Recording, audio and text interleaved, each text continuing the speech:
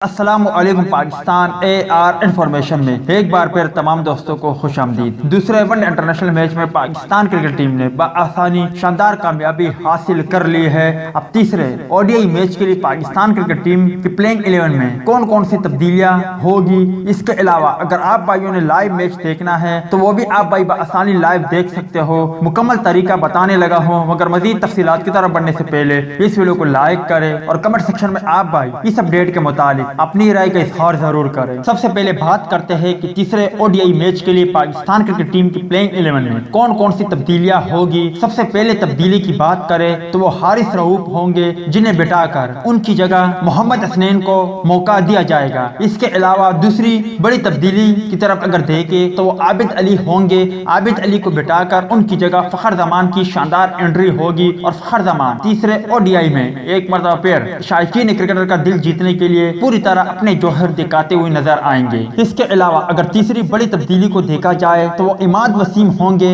اماد وسیم کو بٹا کر ان کی جگہ شاداب خان اگر فٹ ہے انہیں موقع دیا جائے گا، نہیں تو ظفر گوہر کو تیسرے او ڈی آئی میں پلینگ 11 میں شامل کیا جائے گا۔ اس کے علاوہ اگر آپ بھائیوں نے تیسرا O D I match live دیکھنا ہے تو ڈسکرپشن میں آپ بھائیوں کو ایک اپلیکیشن کی لنک مل جائے گی، سمپل آپ بھائیوں نے اس پر کلک کرنا ہے، اس کی مدد سے آپ بھائی بآسانی لائیو میچ دیکھ سکتے ہو۔ اس کے علاوہ کوئی بھی پریشانی ہو تو کمنٹ سیکشن میں اپنی اوپینین شیئر ضرور کریں۔ آپ بھائیوں کی مدد کر کے ہم سے جتنا ہو سکے گا ہمیں خوشی ہوگی۔ ملتے ہیں کسی نیکسٹ ویڈیو میں، تب تک کے لیے اجازت دیجیے، اللہ حافظ۔